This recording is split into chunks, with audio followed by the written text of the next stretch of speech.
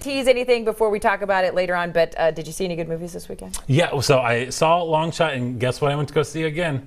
You went again? I went again to see Endgame. You said you would take again. Is that your third This is the second time. Second time, and okay. apparently I have a third on the docket.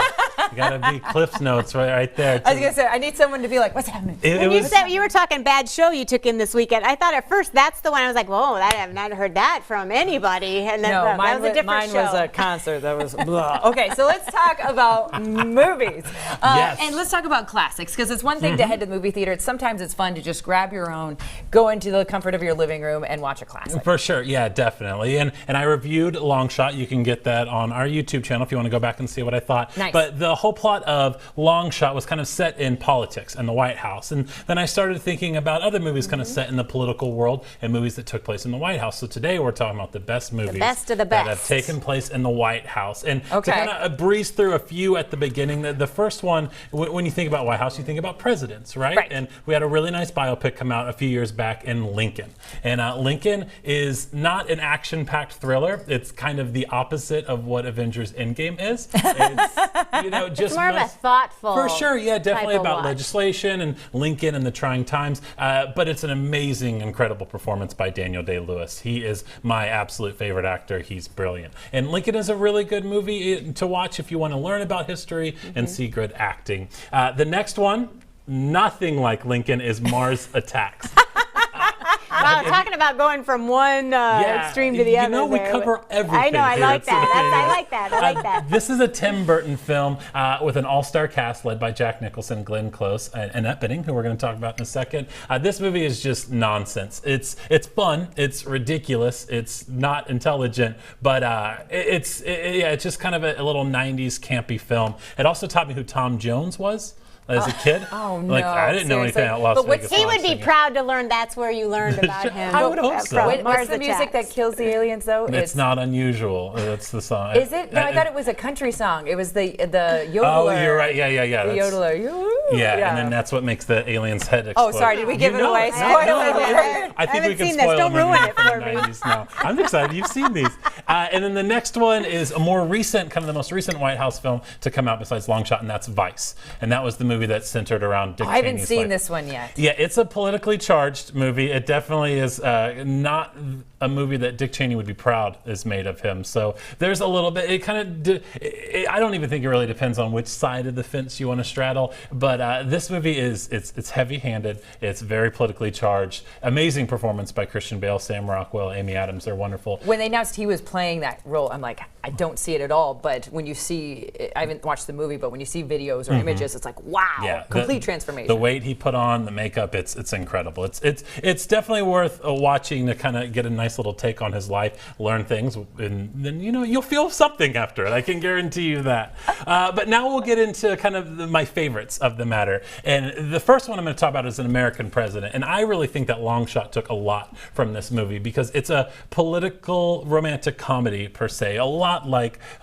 what we see in Long Shot. Michael Douglas plays the president who is a widower, and it kind of centers around his push to push something through legislation into law. And Annette Bening plays a very staunch lobbyist who's very opinionated and is not a fan of the president. But guess where this movie goes? No. They fall in love. I was going to say, I have to admit, this is one of my favorites. It's an outstanding And movie. they're talking about the cast in it. Yeah, it's so good. Michael Douglas Rob is a Reiner. fantastic actor.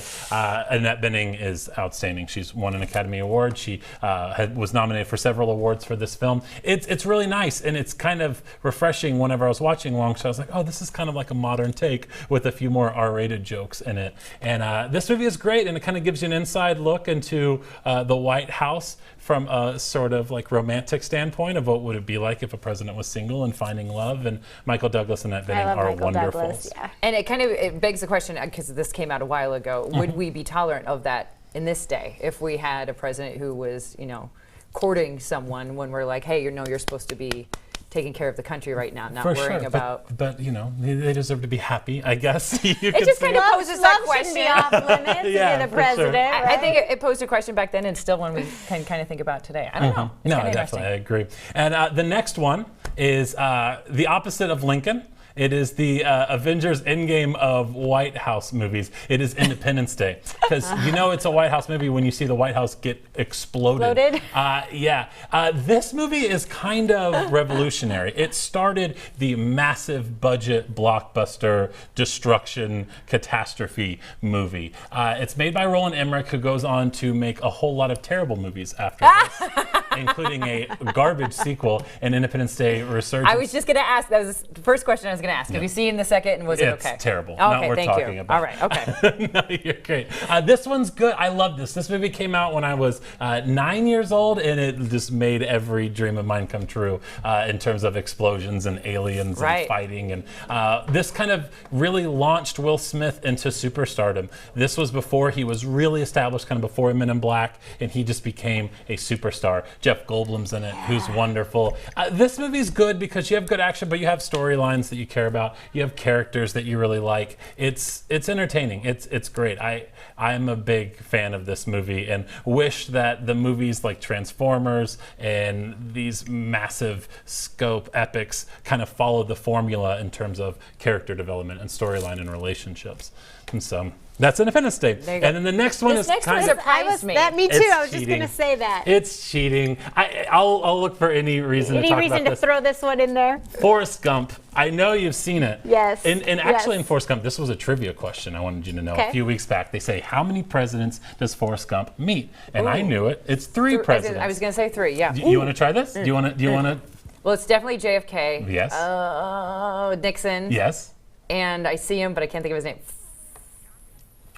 Johnson. Yes. Okay, thank you for, I definitely lip syncing I definitely didn't know it. I was going to say Ford, and that was wrong. We had a voice in our Johnson. So look, in the White House right there. I love this movie. It is the greatest history lesson you could ever hope for. Like if I was a history teacher, I would just show this movie and then everyone would be good. Dismissed. Class dismissed. I need you as a teacher. It's one of those, I remember when this came out, they showed all behind the scenes and the work they went through to get the original footage and to make sure that Tom Hanks fit perfectly, like with handshakes and making it look like it was legit. Like the work and the time and the effort they put to make this movie as great as it was well worth it. So I encourage, if you haven't seen it or need to watch it again, do so. But also watch the making of it because it's absolutely incredible. No, I don't think I've seen any movie more than I've seen this movie. Really? Not just picking it up on television or just watching it. It's refreshing because not only is it really just an American history lesson, I think it's like a music history lesson. Absolutely. There's no film with a better soundtrack than that because it's just really tracking time and like human expression, and you can track that through the music at that time because it really kind of captured the attitude of the country. And Tom Hanks is wonderful, and everyone in it. Robin Wright goes on to have an incredible career, and even Haley Joel Osment, little Forrest. It's great. I love this movie. I love listening to you talk about movies because you're so passionate about all of it, whether it's good or bad, and you know what. And what I genuinely, I do love the fact that you kind of lump things together because I'm one that I don't have a large movie library that I've watched, and so there are plenty that I have not seen. So it's nice when you kind of break it down for us, and then when I'm have a little time, it's time to want to watch a movie. You've given me some ideas, you're taking notes. and I have taken notes for sure. So I love it. You do a great job thank with you. it. Well, let's talk about a way, in case you are needing to watch a great movie, there's a place you can go that has all of these that you've listed. Yes, the wonderful Video Warehouse, our amazing sponsor. So all of these movies and more are at Video Warehouse right there on Franklin and Merle Hay. They've got it all, a backlog of oldest movies that you can think of in terms of different genres and also the newest releases. So if you're still trying to brush up on Avengers, you go there. Yeah. You want to watch Forrest Gump, you want to check it out, watch it for the 70th and 80th time like I do. It's all there. And I'm laughing because wonderful. I've seen the movie once, and I'm like, I don't remember any of those presidents in the things that you're talking about. Really? Yeah, I don't know why. I just didn't remember Run, Forrest, Run, right? No,